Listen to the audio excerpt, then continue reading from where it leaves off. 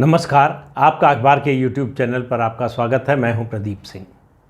मौका परस्त लोग जो होते हैं वो किसी आंदोलन के साथ हों, संगठन के साथ हों, व्यक्ति के साथ हों, इनसे हमेशा सावधान रहना चाहिए। ये अपने मौके पर चौका लगाते हैं, मौके के अनुसार अपना स्टैंड बदलते रहते हैं। इनके लिए अपना निजी स्वार्थ ही सर्वोपरि है।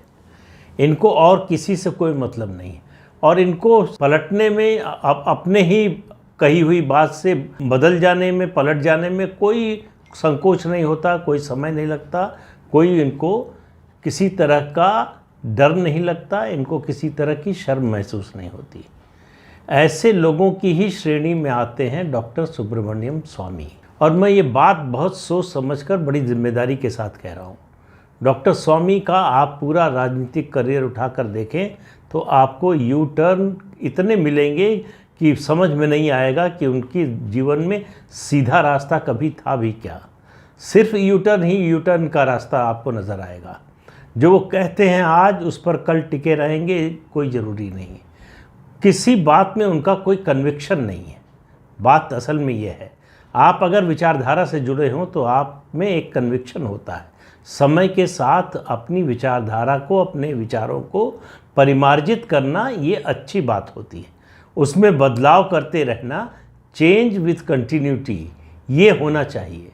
लेकिन डॉक्टर स्वामी पूरा 180 डिग्री घूम सकते हैं किसी भी मुद्दे पर और ये करते हुए वो पलक भी नहीं झपकाएंगे। आप उनसे पूछेंगे तो वो जो है एक अजीब तरह की हंसी और खिसियाट के साथ जो है आगे बढ़ जाएंगे। उसका सीधा जवाब नहीं देंगे कि वो उस समय कहा था, छोड़िए उस बात को। डॉक्टर स्वामी का मैंने आपसे पहले एक वीडियो में कहा था कि इंतज़ार कीजिए उनके राज्यसभा की टर्म ख़त्म होने।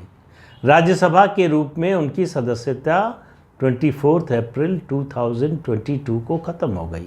अब वो राज्यसभा के सदस्य नहीं हैं। राज्यसभा की जो नॉमिनेटेड कैटेगरी है उसमें 7 सीटें खाली हुई हैं। उनकी नज़र उस पर है, लेकिन वो धमका कर वो सीटें लेना चाहते हैं, दबाव बनाकर वो सीट लेना चाहते हैं, राज्यसभा में फिर से जाना चाहते हैं। उनकी जीवन की सबसे बड़ी आकांक्षा देश का वित्त मंत्री बनने की, वो लगता नहीं कि उनके जीवन में कभी पूरी होगी। लेकिन अभी फ़िलहाल उनका जो टारगेट है वो राज्यसभा की सदस्यता है। वो मुझे लगता नहीं कि उनको मिलने वाली है। पिछली बार ही संघ के दबाव में प्रधानमंत्री इस बात के लिए किसी तरह से तैयार हो गए थे, इस बार तो बिल्कुल नहीं लगता। तो ये डॉक्टर स्वामी को भी इस बात का एहसास है कि उनको शायद राज्यसभा की सदस्यता नहीं मिलेगी। तो उन्होंने हमला किस पर शुरू किया? उन्होंने हमला किसी विरोधी पर नहीं शुरू किया है। वो किसी और पार्टी पर अपनी, जो इस समय उनकी विचारधारा समय के अनुसार बदलती रहती है और वो जो विचारधारा जो है परस्पर एकदम विरोधी भी हो सकती है। इस समय जो उनकी विचारधारा है वो भारतीय जनता पार्टी और राष्ट्रीय स्वयंसेवक संघ की विचारधारा है, ऐसा उनका दावा है, ऐसा वो दिखाने की कोशिश करते हैं। लेकिन वो उनका कोई सरोकार इस विचारधारा से नहीं है। उनके लिए इस विचारधारा में रहना उसी तरह से है जैसे पानी के ऊपर तेल तैरता रहता है, कभी मिलाप होता नहीं है, उसी तरह से है उनका। आपको याद, अब उनका नया जो सबसे ताज़ा हमला है केंद्र सरकार पर और प्रधानमंत्री नरेंद्र मोदी पर, वो कह रहे हैं कि प्लेसेस ऑफ वर्शिप एक्ट जो 1991 का है, पीवी नरसिम्हा राव की सरकार ने पास किया था, उसको ये सरकार रद्द क्यों नहीं कर देती। ये सरकार जो है उसके पास स्पष्ट बहुमत है, लोकसभा में 2 बार मिल गया, राज्यसभा में डी फैक्टो बहुमत है, फिर भी रद्द क्यों नहीं कर रही है? क्या इरादा है, क्या नीयत है, किस नीयत से ऐसा किया जा रहा है? ये उसकी कमज़ोरी है। तमाम बातें कह रहे हैं, मतलब सरकार पर हमला करने का इस मुद्दे को लेकर जो उसके विरोधी भी नहीं कर रहे हैं वो डॉक्टर स्वामी कर रहे हैं। अब आप ज़रा डॉक्टर स्वामी का अतीत देख लीजिए कि जब ये 1991 में ये विधेयक संसद में आया, उस समय वो राज्यसभा के सदस्य थे। तब उनका स्टैंड क्या था? 12 सितंबर 1991 को राज्यसभा में इस विधेयक पर बोलते हुए डॉक्टर स्वामी ने कहा कि इस समस्या को सुलझाने का सबसे अच्छा तरीका है। और समस्या क्या थी उस समय? राम जन्मभूमि का आंदोलन। अयोध्या में राम का भव्य मंदिर का निर्माण, ये उनके लिए समस्या थी। अगर आपको इस वाक्य से लग रहा हो कि जो है मैं कुछ ज़्यादा ही इंटरप्रेट कर रहा हूँ, उसमें से ज़्यादा बिटवीन द लाइंस पढ़ने की कोशिश कर रहा हूँ, तो उन्होंने अगली जो बात कही उससे बात स्पष्ट हो जाएगी। उन्होंने कहा कि वहाँ अयोध्या में उस स्थान पर जहाँ ये विवादित ढांचा है, उन्होंने विवादित ढांचा नहीं कहा, उन्होंने बाबरी मस्जिद कहा है, वहाँ कभी मंदिर था ही नहीं। ये डॉक्टर स्वामी का बयान है संसद में, वो इससे मुकर नहीं सकते, नहीं कह सकते कि मेरा बयान जो है तोड़ मरोड़ का पेश किया गया, मीडिया ने उसको गलत इंटरप्रेट किया, ऐसा कुछ नहीं दावा कर सकते। ये संसद में, संसद के रिकॉर्ड में ये शामिल है उनका ये भाषण। और उन्होंने सरकार की तारीफ़ की और यहीं तक नहीं रुके।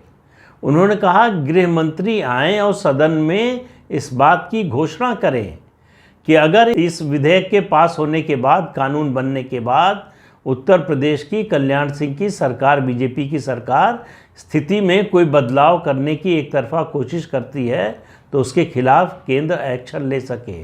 और एक्शन क्या ले सके? उन्होंने कहा कि अगर ऐसा करने की कोशिश होती है तो सरकार को बर्खास्त कर दिया जाना चाहिए। कल्याण सिंह सरकार को बर्खास्त कर दिया जाना चाहिए अगर वो स्थिति में कोई बदलाव लाने की कोशिश करती है। एक बात। दूसरी बात, वहाँ पर कोई मंदिर कभी था ही नहीं। इस समस्या को निपटाने का, इस समस्या को हल करने का ये सबसे अच्छा तरीका है और इसी तरीके का इस्तेमाल किया जाना चाहिए। ये सुब्रमण्यम स्वामी का चरित्र है, ये उनका असली चेहरा है। उस समय, उस दौर में वो बीजेपी के खिलाफ थे, आरएसएस के खिलाफ थे। उन्होंने आरएसएस को आतंकवाद से भी जोड़ने की कोशिश की थी और क्या क्या बोला था बीजेपी के नेताओं के बारे में, संघ के पदाधिकारियों के बारे में, संघ के बारे में, वो उसका बयान करना मुश्किल है।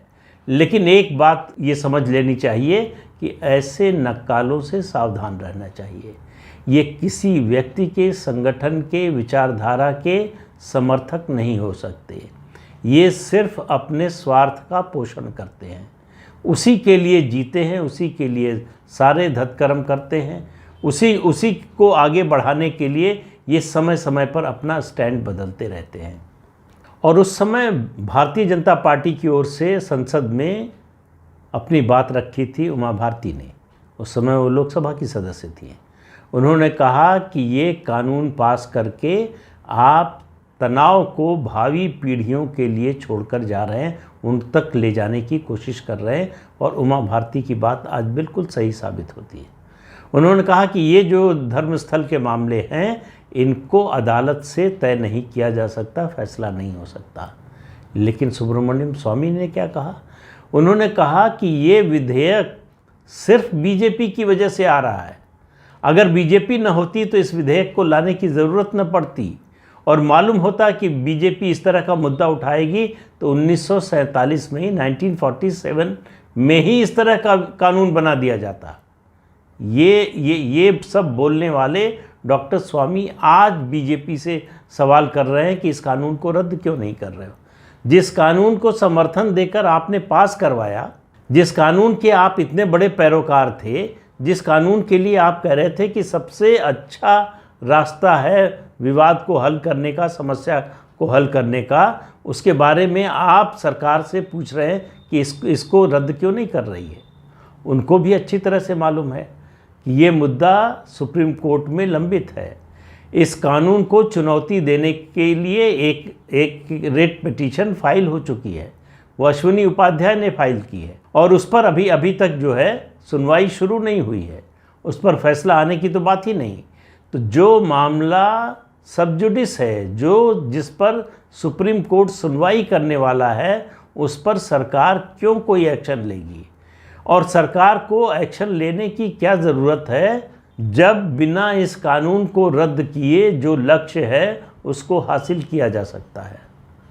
इस कानून में ही, और मैं तो प्रशंसा करूंगा पीवी नरसिम्हा राव की कि उन्होंने उस समय ज़रूर ये कानून पास करवाया। लग रहा था कि ये हिंदुओं के पूरी तरह से खिलाफ है भी, लेकिन उसमें गुंजाइश छोड़ी है जिससे भविष्य में इस तरह के मुद्दे, इस तरह के सवाल उठाए जा सकें। हिंदू आस्था के जो केंद्र है, जो उनके प्रतीक हैं, उन मुद्दों को उठाया जा सके, इसकी गुंजाइश इसी कानून में छोड़ दी गई है। इसलिए सरकार, मुझे लगता है, शायद, मुझे जानकारी नहीं है, इसलिए सरकार बहुत इच्छुक नहीं है इस कानून को रद्द करने के बारे में। लेकिन जिस तरह का जनमानस बन गया है देश में, ये कानून ज़्यादा दिन तक टिक नहीं पाएगा। सरकार इसको वापस लेगी, इसको हटाएगी, ऐसा नज़र आ रहा है। लेकिन करेगी कि नहीं करेगी ये मैं किसी दावे के साथ नहीं कह सकता। लेकिन निश्चित रूप से आप जानिए कि 1991 का ये जो प्लेसेस ऑफ वर्शिप एक्ट है, या फिर काशी मथुरा की बात हो, या दूसरे ऐसे स्थानों की बात हो, आस्था के केंद्रों की बात हो, प्रधानमंत्री नरेंद्र मोदी और बीजेपी की सरकार को उसकी जितनी चिंता है, वो सुब्रमण्यम स्वामी की चिंता से 1000 लाख करोड़ गुना ज़्यादा है।